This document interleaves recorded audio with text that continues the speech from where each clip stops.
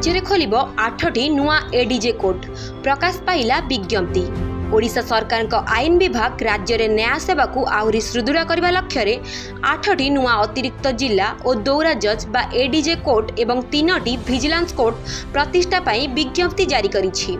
एही पदक्षेप न्याय वितरण प्रक्रिया को त्वरान्वित करने और दुर्नीति मामलें शीघ्र समाधान पाई गुरुत्वपूर्ण बोली विवेचित करा जाइछि। विज्ञप्ति अनुसार नुआ एडीजे कोर्ट गुड़िक बांकी, रणपुर, बाणपुर, वासुदेवपुर, पिपिली, तालाचेर, राजकांगपुर और जी उदयगिरी रे प्रतिष्ठा करा जिवो।